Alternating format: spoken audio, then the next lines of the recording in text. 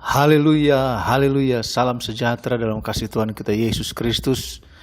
Puji syukur bagi Tuhan kalau malam ini kita ada lagi karena kebaikan Tuhan semata. Mari saudara kita tundukkan kepala, kita siapkan hati pikiran kita untuk ada dalam renungan kebenaran firman Tuhan. Bapa yang baik, terima kasih buat pemeliharaanmu sepanjang hari. Bahkan terima kasih buat pemeliharaanmu sepanjang minggu. Kami bersyukur atas kebaikan Tuhan dan kami percaya hidup kami ada karena anugerah-Mu. Sedialah hati kami Tuhan untuk menerima lagi kebenaran firman-Mu, hikmat urapan-Mu atas kami semua. Dalam nama Yesus, haleluya, amin. Puji Tuhan, saudara-saudara yang kasih Tuhan. Kita percaya kasih Tuhan tetap menjadi milik kita.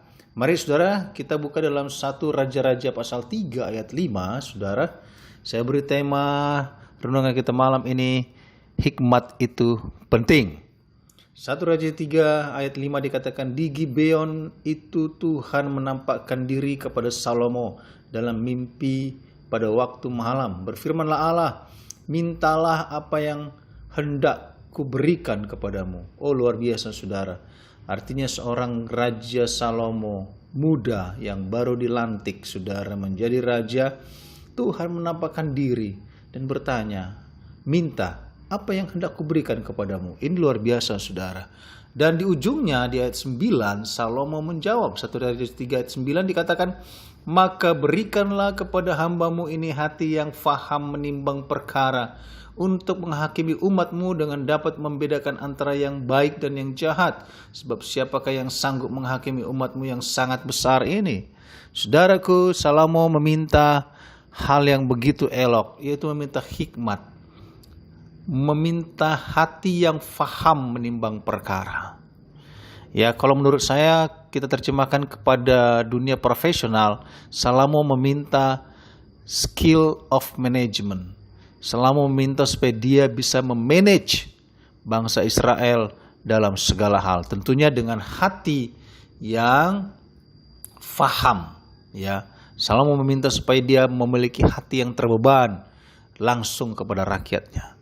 Saya agak bingung saudara, kenapa Salomo minta hikmat? Bukankah seharusnya dia bilang kepada Tuhan, pada saat Tuhan katakan minta apa yang kau kehendaki, Salomo harusnya bilang, saya ingin seperti bapak saya, punya suara bagus, pintar musik, master of ceremony, master of konser saudara. Saya curiga apakah Salomo sering diajak ke kemah Daud untuk ikut konser saudara. Saya curiga apakah Salomo sering diajak pada saat Daud menciptakan begitu banyak lagu. Kemungkinan tidak saudara. Kemungkinan di saat Raja Daud sibuk konser setiap hari di kemah Daud saudara. Mungkin Salomo berjalan-jalan keluar istana dan melihat sendiri penderitaan rakyat. Melihat sendiri apa yang mereka alami. Ini yang membuat berbeda saudara. Dan sehingga di ayat selanjutnya kita perhatikan bagaimana Salomo memecahkan banyak masalah. Salomo turun kepada rakyat, bahkan Salomo pun menerima rakyat di istana. Langsung melakukan eksekusi dari setiap masalah yang dihadapi rakyatnya. Saudara, Salomo kita tahu di ujungnya dia menerima banyak penghormatan dari banyak bangsa di sekitarnya. Dia tidak perlu berperang ke sana sini saudara. Dia cukup mengasihi rakyatnya. Dia cukup hadir dalam setiap masalah dalam rakyatnya.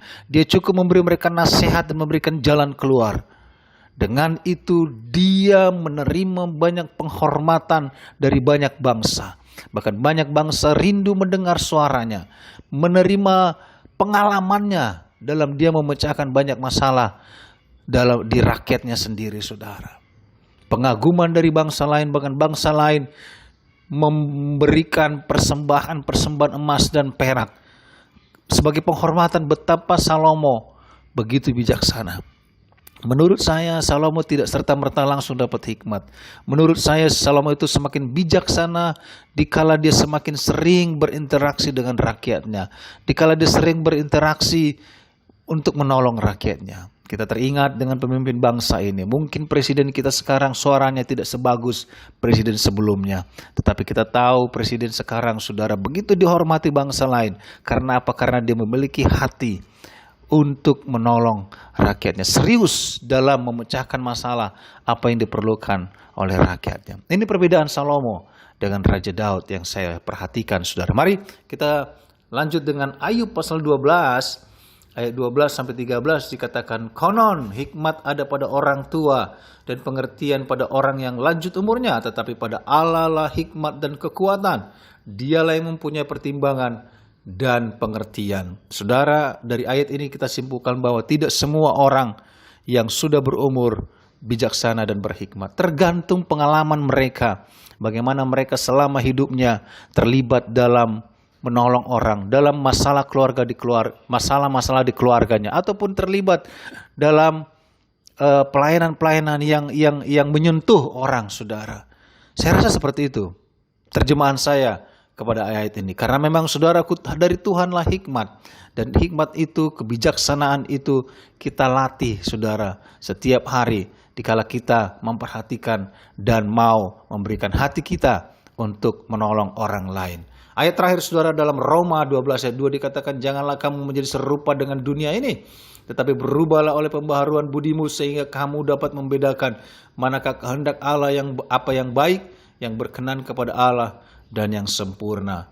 Puji Tuhan, ayat ini menjelaskan kepada kita bahwa kita tidak sama hikmatnya dengan dunia. Hikmat kita harus lebih dari orang-orang dunia. Kita harus lebih bijaksana daripada orang dunia. Seiring waktu berjalan, kita berubah oleh pembaharuan budi kita. Sekalipun mungkin banyak di antara kita penggemar lagu Aku Masih Seperti Yang Dulu. Tidak, saudara. Ayat ini menunjuk kepada kita untuk berubah lewat pengalaman kita, lewat interaksi kita, lewat hati yang Tuhan beri kepada kita untuk hadir dalam keluhan orang mungkin yang bisa kita tolong mereka. Sehingga kita membedakan mana kehendak Allah yang baik dan yang sempurna. Bukankah ini yang kita rindukan, saudara? Semakin hari kita semakin bijaksana di hadapan manusia dan di hadapan Tuhan. Kita perlu hikmat itu ada dalam kehidupan kita. Jangan sama dengan orang-orang dunia ini. Jangan sama dengan orang-orang yang tidak berhikmat, saudara. Kita perlu semakin berhikmat. Kita perlu semakin bijaksana. Dengan kita memperhatikan di sekitar kita, saudara kita, apa yang mereka perlu. Kita melatih diri kita semakin bijaksana dengan kita terlibat menolong, membantu mereka. Ini luar biasa, saudara. Apakah engkau memiliki roh Daud yang dia katakan lebih baik 1 hari di pelataranmu daripada 1000 hari di tempat lain? Atau apakah kita mau ingin seperti Salomo yang langsung praktikal, turun ke jalan, turun ke lapangan, menolong orang dan semakin berhikmat? Terbukti, saudara, Daud hanya Tuhan percaya membangun kemah Daud. Tetapi Salomo Tuhan percaya membangun bait Allah yang begitu gilang gemilang, berlapis emas. Karena hikmatnya seluruh bangsa kagum dan hormat. Hikmatnya di saat dia menolong rakyatnya. Ini luar biasa, saudara. Mari kita tundukkan kepala. Bapa yang baik, terima kasih buat firman-Mu. Firman-Mu biarlah menguatkan kami, menolong kehidupan kami. Ajar kami, Tuhan, untuk berubah. Dan ajar kami meminta hikmat dari Engkau. Dan semakin kami melatih hikmat itu, semakin kami bijaksana di hadapan Tuhan. Supaya kami tidak sama dengan orang-orang dunia.